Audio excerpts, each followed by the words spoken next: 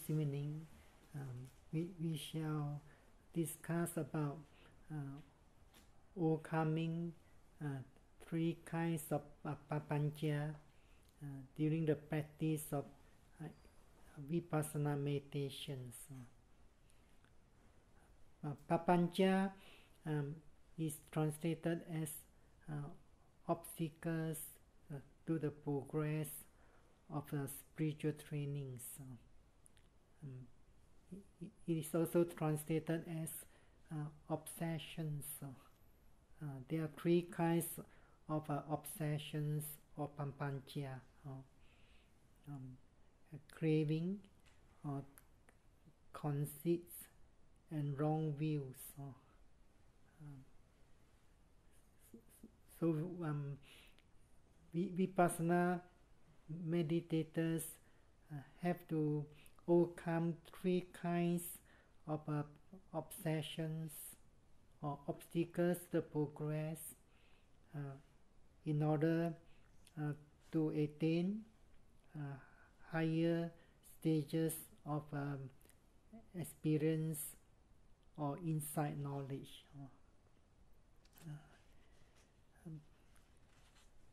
So one of the three kinds of papancha is wrong views or DT,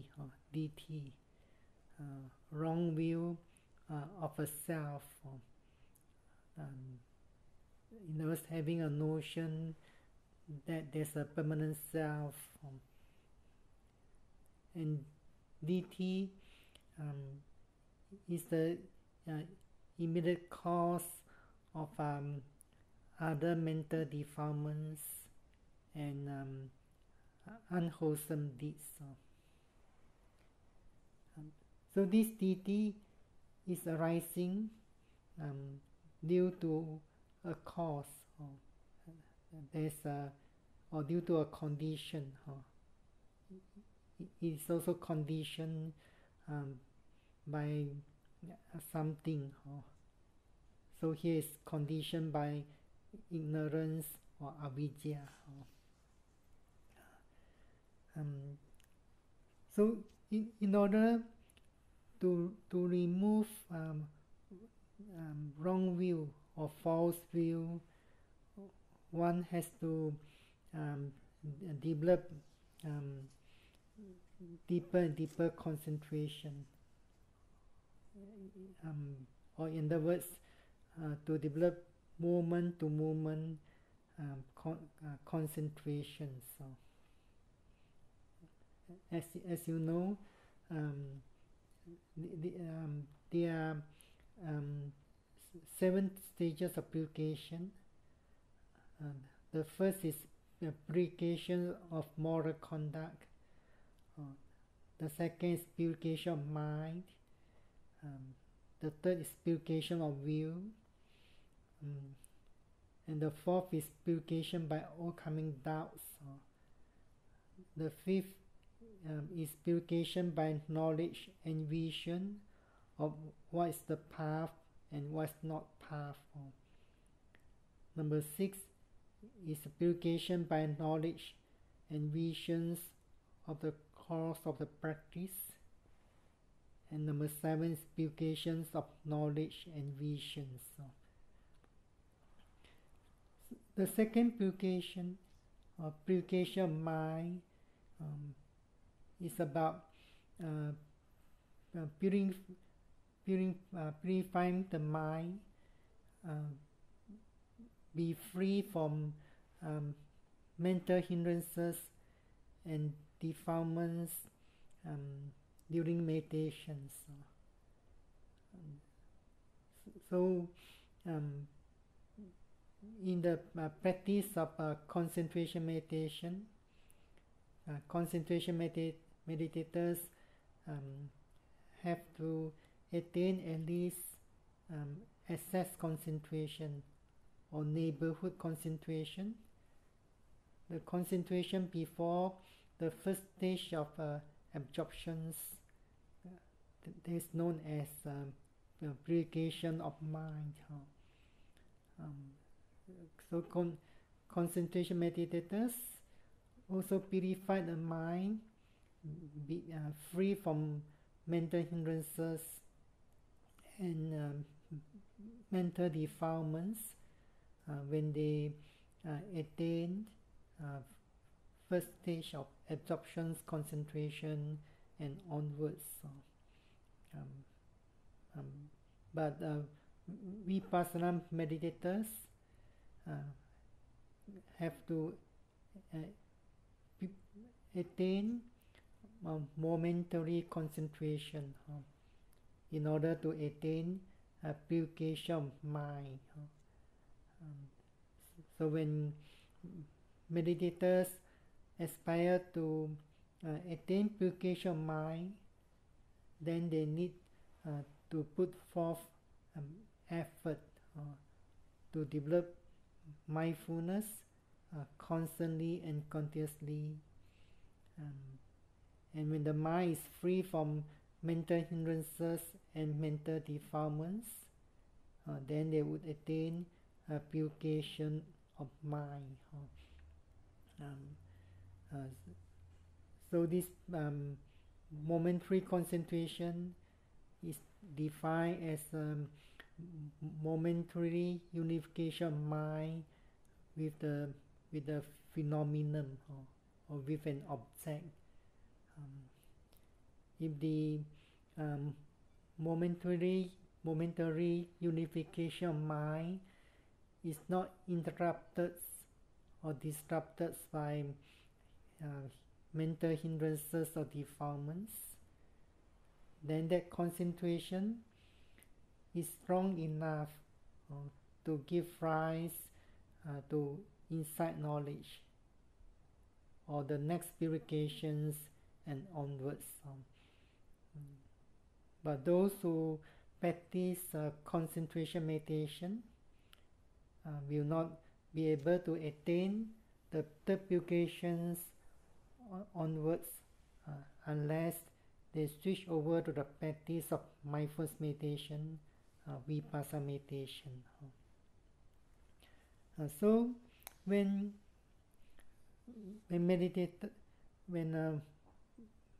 mindfulness meditators or Vipassana meditators have attained deep concentration, then they come to realize clearly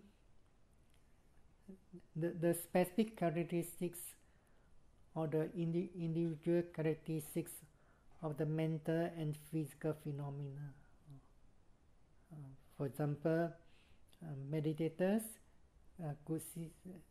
could perceive clearly at each movement there's a process of movements such as a rising movements or process of falling movements during a sitting meditation.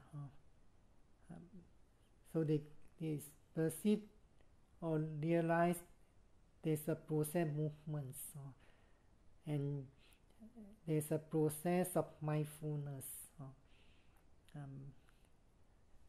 They see clearly movements is a process of physical and mindfulness or noting mind is a mental process. So these movements, which is one of the physical phenomena, doesn't have the characteristics of knowing or cognizing. But the process of mindfulness or the noting mind is one of the mental states or mental processes which has the characteristics of knowing or cognizing the object or the phenomenon. Sometimes meditators could realize that the mindfulness or the awareness is going towards the object. So when meditators keep on practicing, they come to realize the arising of mindfulness. For example, during sitting meditation, is dependent on the physical process, such as the rising movements or the falling movements. Or the mindfulness is arising dependent on other physical phenomena, such as phenomena of hot or painful sensation, and so on.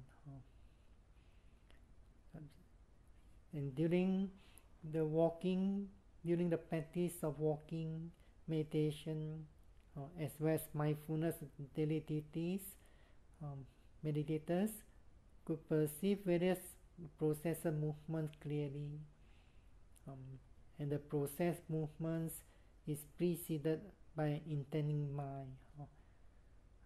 But if the mindfulness and concentration are not strong enough, then it's difficult to realize that the process movements is preceded by intending mind. So when meditators keep on practicing, then they only begin to realize the three common characteristics of mental physical phenomena. In those are anicca, or impermanence, dukkha, unsatisfactory or suffering, or anatta, no self. So when meditators could realize that at each movement, at each moment, or at each second, there's a pair of processes. One process is the object. The object could be a physical object, such as movements, or hot or cold, hardness, softness. And the other is a process of the mentality. In other words, the mindfulness or awareness of the noting mind. So at this time, there is no more perceptions of a self. There is no more perception of self. For example, a perception of an I.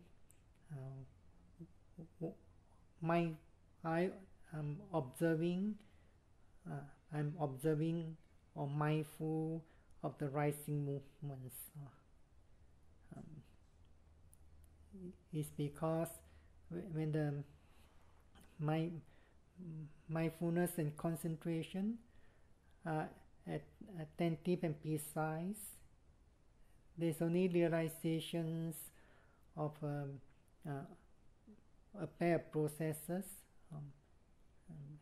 At the beginning of the experience, most likely meditators will be realizing there's a process of physicality, then there's a process of a mentality, which is the noting mind, or the awareness. Sometimes meditators could realize the arising of a mental object, for the thinking, then there's arising of awareness or noting mind instantly, and both processes are subject to instant passing away. So only meditators could see clearly that there's no self or being besides a pair of processes, a mental process and a physical process. Then that perceptions of a self is removed at that moment. But when the mindfulness and strong and concentration are not strong enough, or sometimes effort is getting less, the strength of mindfulness is also getting weaker, then meditators could not realize a pair of processes. In other words, they lost the experience at the time. So some meditators also need to learn to sustain the effort so that the mindfulness and concentration are stable and able to realize the experience of Vipassana meditation constantly, continuously. If meditators do not know how to sustain the effort, then mindfulness, the strength of mindfulness will be decreasing or getting weaker. Then the experience meditation also disappear. So it's important to sustain the effort. So when the perception of self is removed by their experience, and when meditators then when the meditators are mindful of any mental phenomena or physical phenomena, then the false view does not arise in him or her.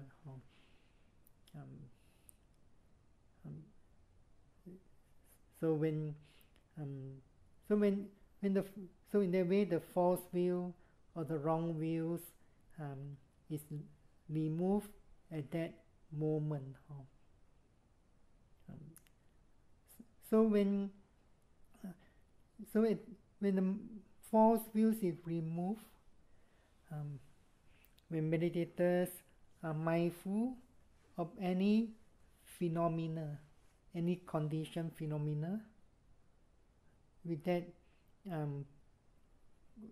mindfulness or in other words, the consciousness from which the wrong view has been removed, then conceit does not arise in him. Conceit means pride or sometimes ego.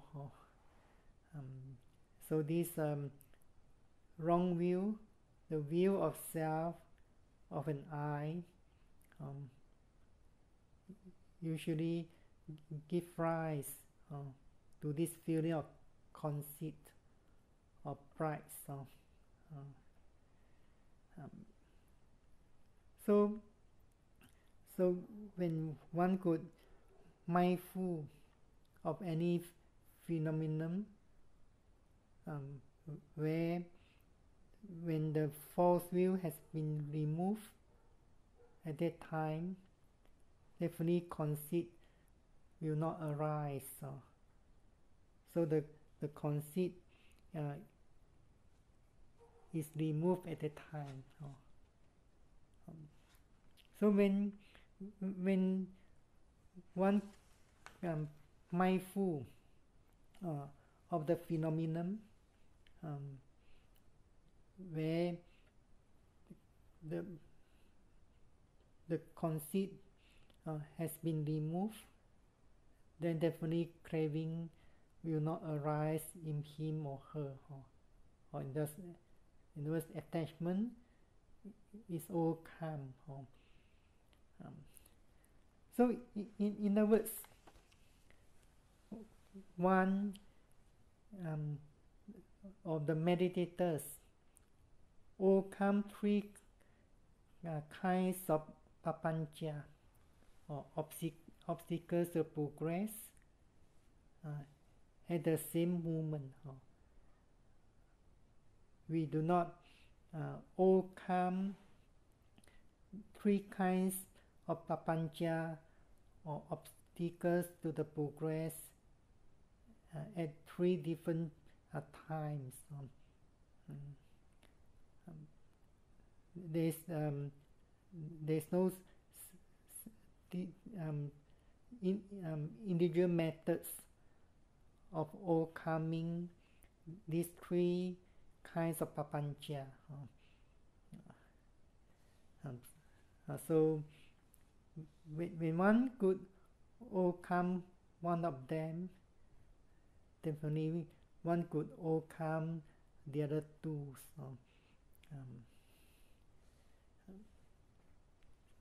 It's because when one could realize the three common qualities clearly, then that three kinds of papancha are overcome at that moment. So meditators have to realize that we overcome three kinds of papancha at the same moment.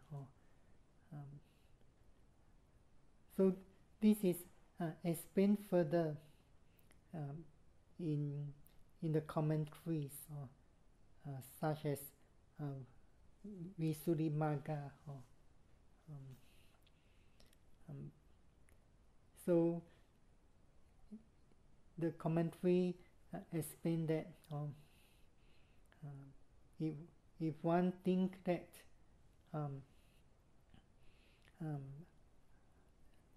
there's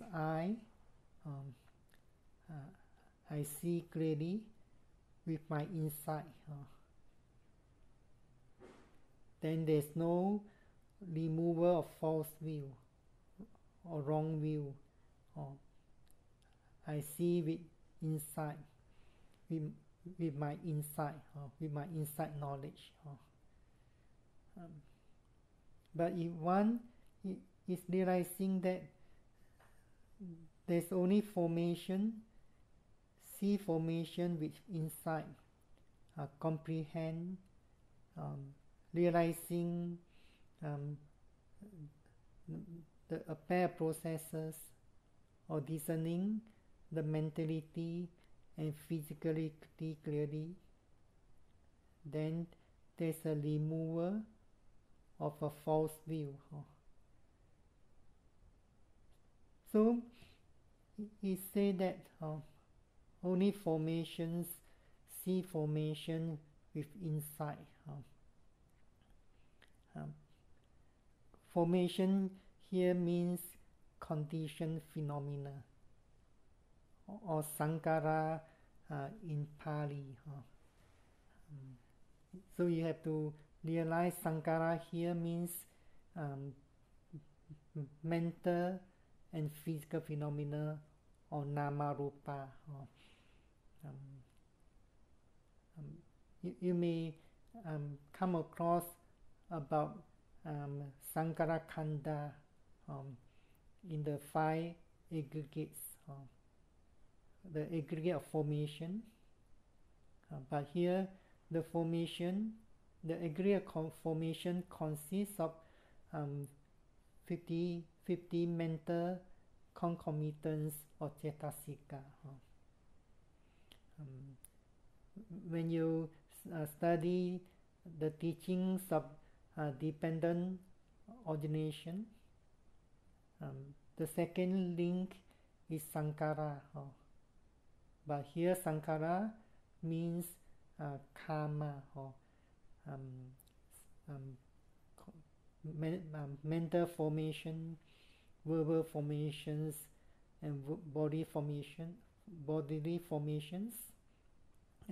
They are in fact karma done in previous life. But here, formation, see formation with insight, comprehend, realizing or discerning mentality and physicality. So here formations refer to Namarupa, or mental and physical phenomena. So what's the meaning of only formations, see formation with insight? So when the mindfulness is not clear enough, meditators might have the idea or notion that I'm mindful of the movements of the abdomen, such as the process rising or falling. I'm observing my foot is moving during walking meditation, or I'm observing, watching my arms is bending, or I'm watching that I'm sitting down. So this idea of an eye, and there's a bodily form. So when meditators keep on practicing, putting forth effort, then they may realize that the mindfulness or the awareness is moving from one object to another object. So meditators have the idea that I'm observing my mind going towards the object. So the meditators could not realize clearly the interdependence of the mentality and physicality. This was explained in the previous talk. Or in other words, the interconditionality of the mind and bodily processes. But when meditators could develop more attentive and precise mindfulness, then they come to realize, for example, the movements of the rising and the movements of falling are getting clearer and clearer. So meditators have to put forth enough effort to perceive or to realize there's a process of movements. If meditators focus their attention, for example, on the abdomen, they may not be able to perceive the movement so clearly. So meditators need to put forth enough effort to realize there's a process movements. So when the movements is getting clearer and clearer, meditators might not be able to perceive the form. So there's only realization of a process of movements. So meditators follow the guideline or the principles of developing mindfulness correctly, rightly, they also come to realize that when there's a process movements appearing, then the mindfulness or awareness will appear or will arise instantly.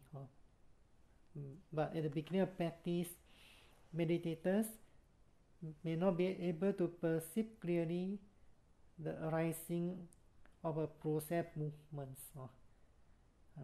They could not perceive or realize, for example, process movements such as lifting, pushing, dropping during walking meditation.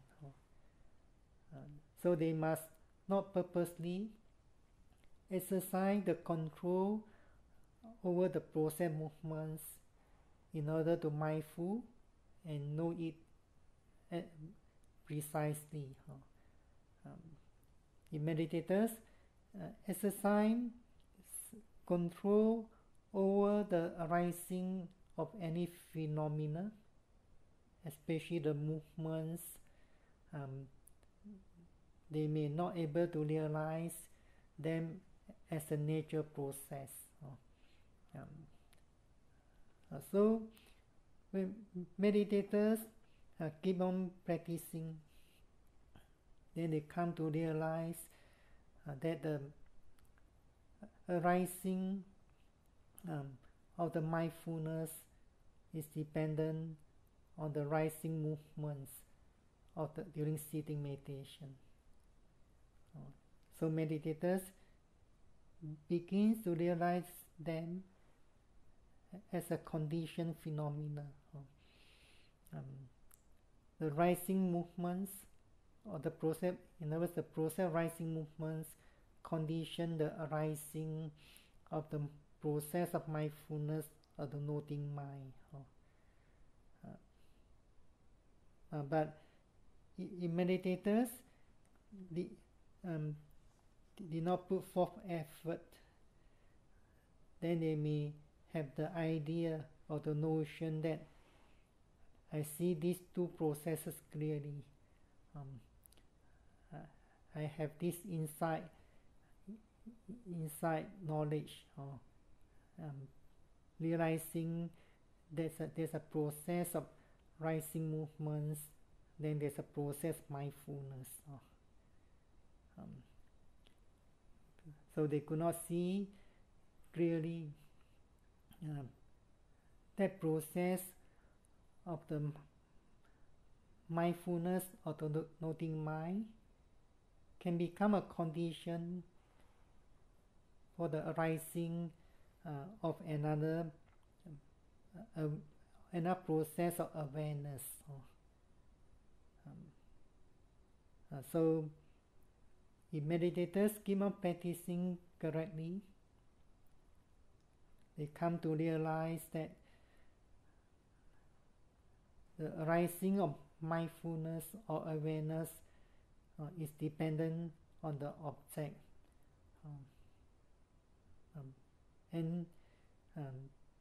So one is a cause, the other is an effect.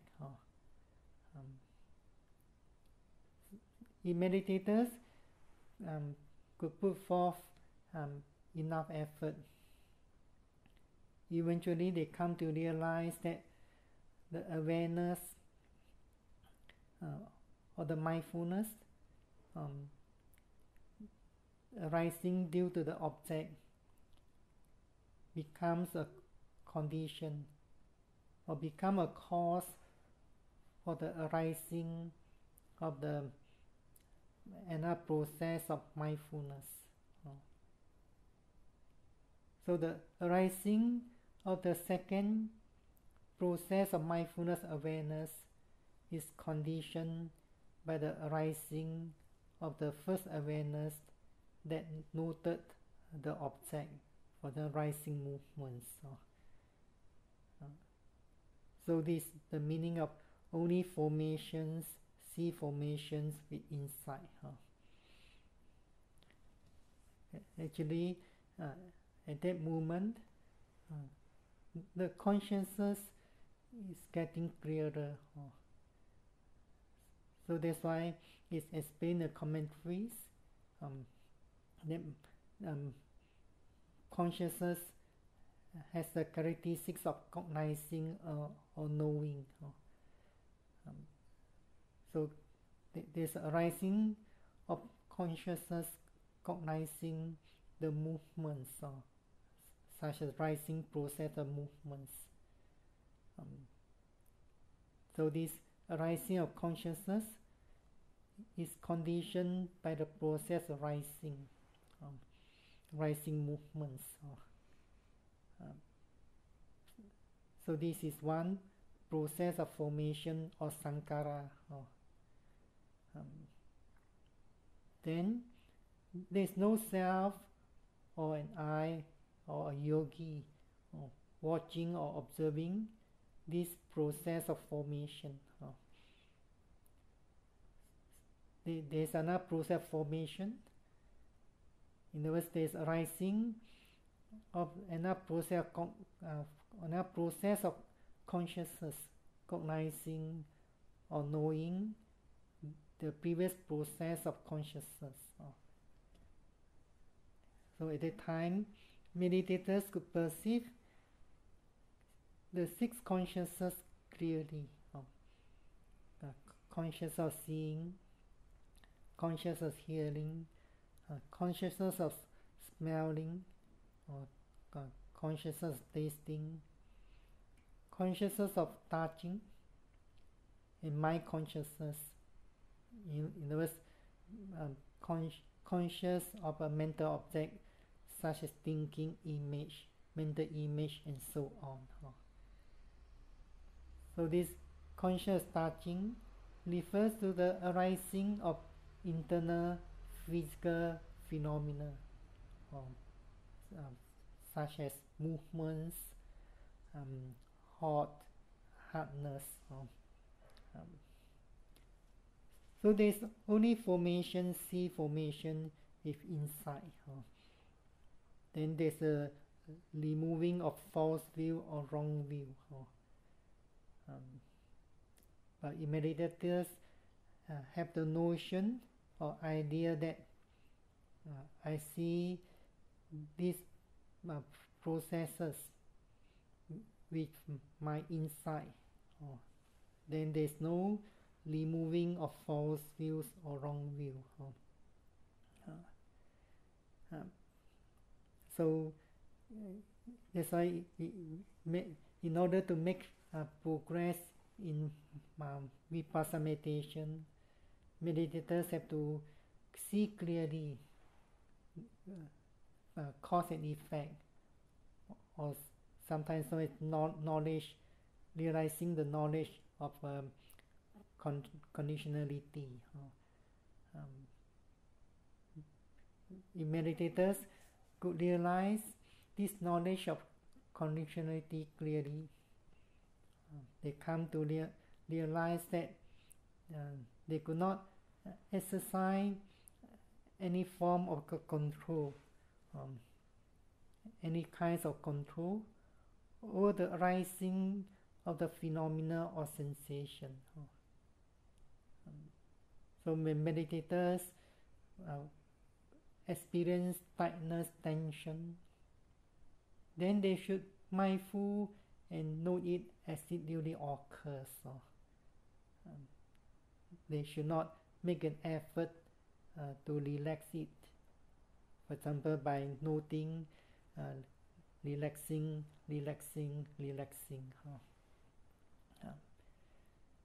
If meditators know the way of practice, then they would mindful and note whatever object is arising at that moment, including thinking of the experience or analyzing the practice.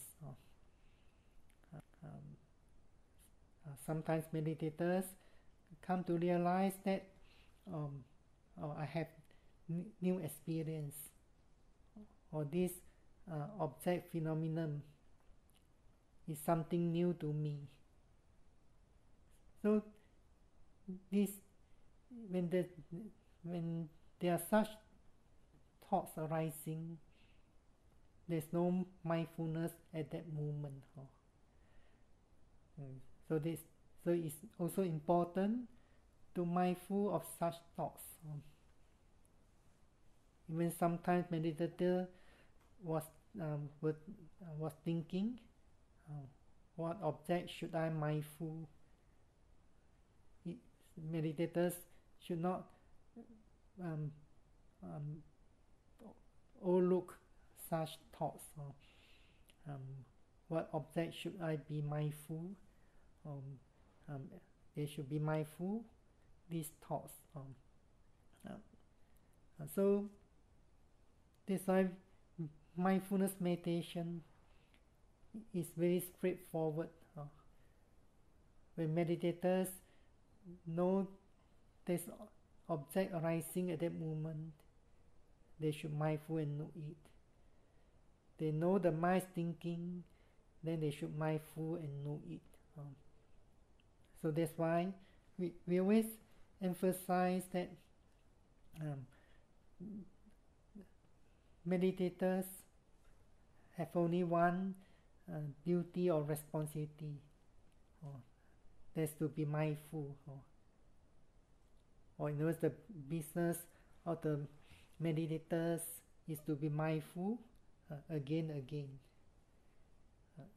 So only formation, see formation with insight or comprehends or realizing that there's a pair of processes, a process of mentality and process of physicality, or sometimes it's possible that there's a process mentality and another process mentality.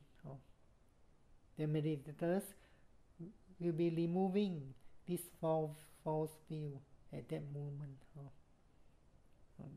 So when when there's realization that formation, see formation with insight, then at that moment there's removing of conceit and attachment as well.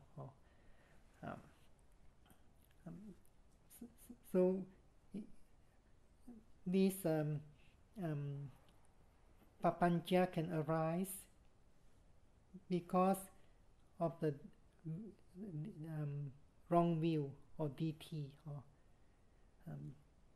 If you read sutta, scriptures, you may come across these three phrases very often. This is mine, this I am, this is myself. All this due to the notion of self or atta. In fact, the teachings of the Buddha deal with this wrong view. Most of the sutta deal with overcoming of wrong view or DT. The concept of impermanence, anicca, dukkha, suffering, not something new to the philosophers in India during the Buddha's time. But even their understanding of impermanence, anicca, and suffering, dukkha, are not complete or thorough as long as they do not understand about dependent origination or conditionality.